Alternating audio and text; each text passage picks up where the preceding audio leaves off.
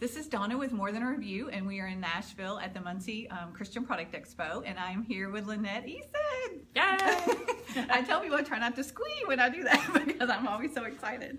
So she's going to talk to us about, she's got 2 recent books out, and one of them is The Cost of Betrayal. Guys, I wish you'd read this book already because I so want to talk to somebody about this ending. I've already told her, I was like, I could not believe that. So that can be something we can do a private little Facebook page and we can talk about that. So if you've read it, message me and we will talk about it. It was so good. I told her, even though, like several of us, we read so many books, you think you know the ending. Well, I didn't know it. So we'll definitely talk about that book, and then you have another one coming out, or it just already came out, didn't it? Call to Protect came out at the end of July. Yes. Oh, July. Yeah, it came out in July. Oh my goodness, it's been out there. Yeah, it's been out for a little while. Yeah. All right, so go ahead, for anybody who happens to not know you, which would be crazy people, I'm just telling you. So go ahead and tell a little bit about yourself, and then we'll talk about your books. Oh gosh. Well, I live in Greenville, South Carolina. I'm married. I have 2 kids, one of which is studying in Chile. The other's a senior in high school. So I have lots of time to write. And my husband's in Africa. Oh my So goodness. I just told everybody that I'm alone at home right now. I have an alarm system and a vicious dog and a gun. So anyway, And she knows how to use it. I'm totally kidding. But that's me, and I pretty much spend my time writing and taking care of my family and traveling to conferences and hanging out with cool people like you. Oh, and you've been to a lot of conferences this year. I have been to a lot this year. That's awesome. It's been a busy year. Yeah. But All right. fun. So we have some official questions, and then we'll try not to deviate too much. So, Okay. Of all the mentors in your career writing, anyone that has sticks out more than another, been more influential? Well, I would have to say that would be Dee Henderson because, gosh, I started writing thinking I could write, and I started talking to Dee Henderson online, emailing her, and I actually had found one of her books at my local Christian bookstore in Spartanburg, South Carolina, Christian Supply. I'll give a shout out to them. And I read the book, and it had her email address in the back. I think it was Danger in the Shadows or The Hostage Negotiator, one of those very first. And I emailed her, and she emailed me back, and I was like,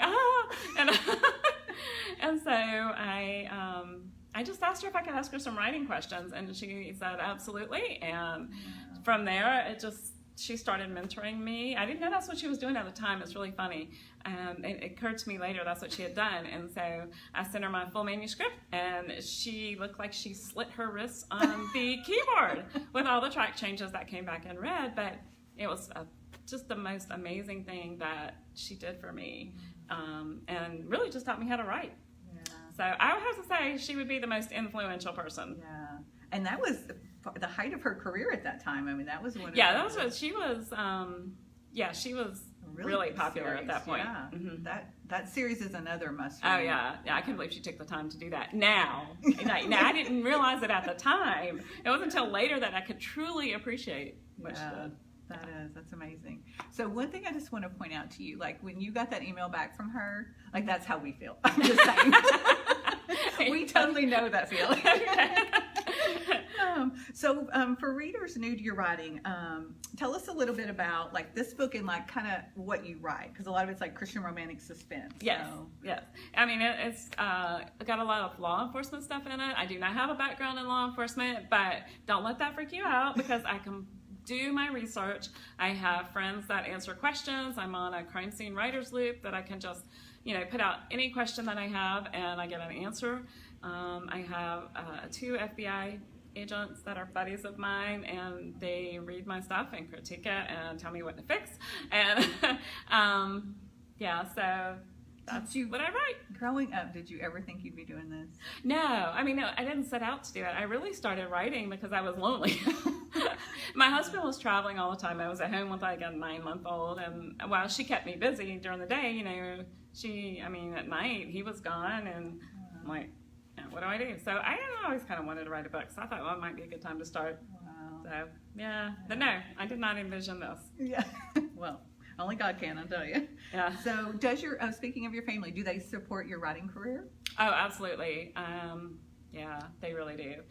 My mom, like I said, when I started writing, even before I was published, she would come over. She didn't live too far away. She'd come over and she'd take my kids, and she'd be like, okay, you go do what you need to do, and if it's writing, that's fine. Whatever you want to spend this time doing, you've got 2 to 3 to 4 hours. And so I would usually pack my everything up and go to Panera and sit there and work. And even after it was published, I mean, even more so, it was really cool. And my mother-in-law was the same way. Wow. So yeah, very hands-on. It was very great having the family around. And my husband Jack is very supportive. Anything he can do, he supports me. And so my kids are kind of like, you know, when they were little, I don't think they really understood, but now they're proud. And well, and your daughter, because she's helped write with you once.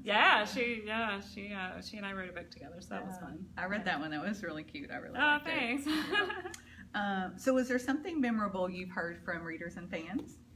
Something memorable? Yes. Well, I guess emails that I get from people.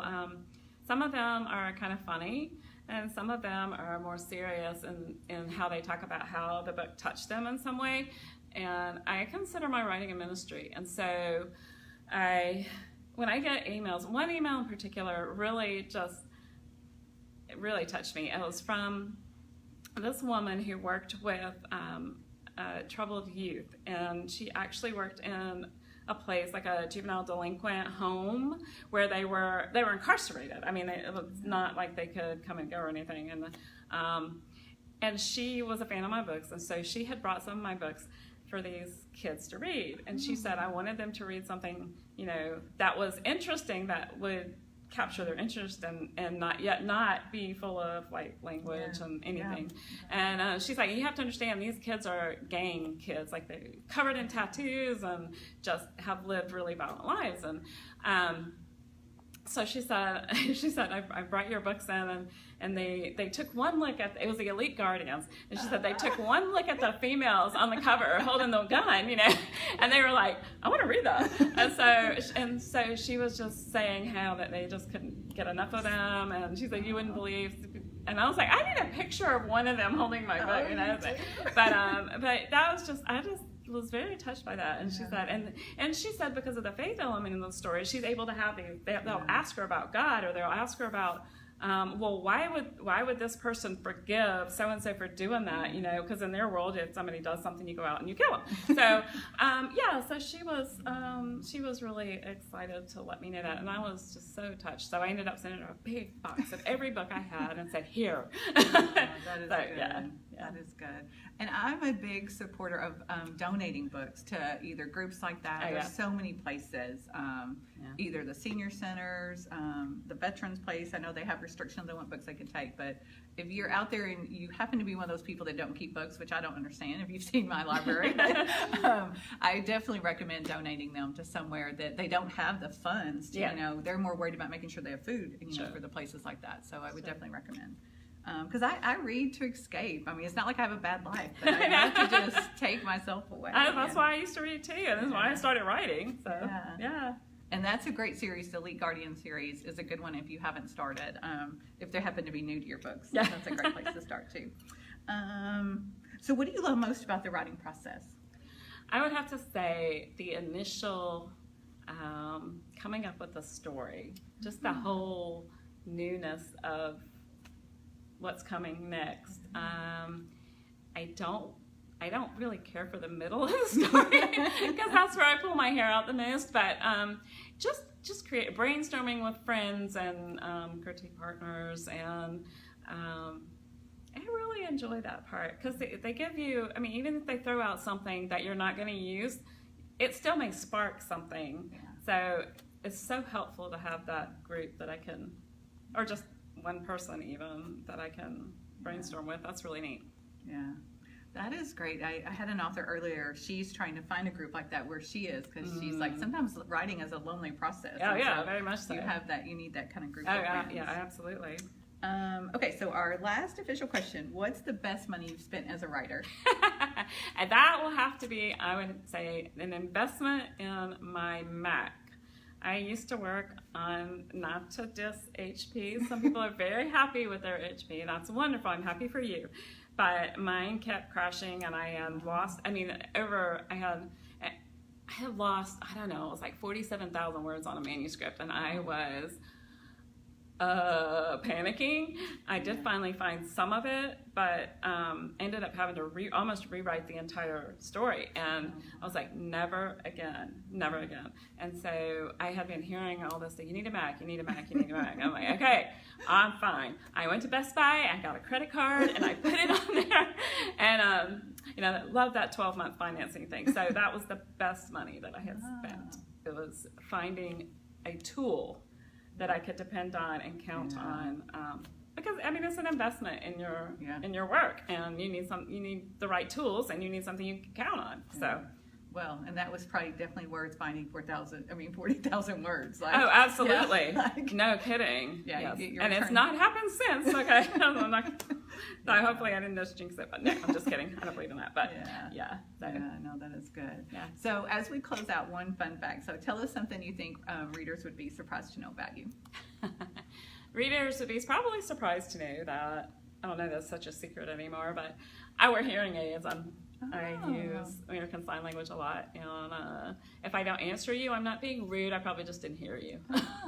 So you do know sign language? I do. Oh, wow. Yes. So. Yeah, I used to teach deaf kids. I used to teach at the deaf school in our state for 12 years. Oh, wow. I didn't know that. Yeah, there you go. Wow. One of my favorite books is Katie Lee. I don't know if she's a Christian author out of I know Katie. And she wrote a book about Marion, I think was her name. Marion? Yeah, that's one of my favorite books. Oh my goodness. Yeah. All right, well, so see, I was even surprised to know that about it. But we thank you guys for listening. We'll post this on the blog with links to the books and to her bio. We'll see you later. Thanks, bye.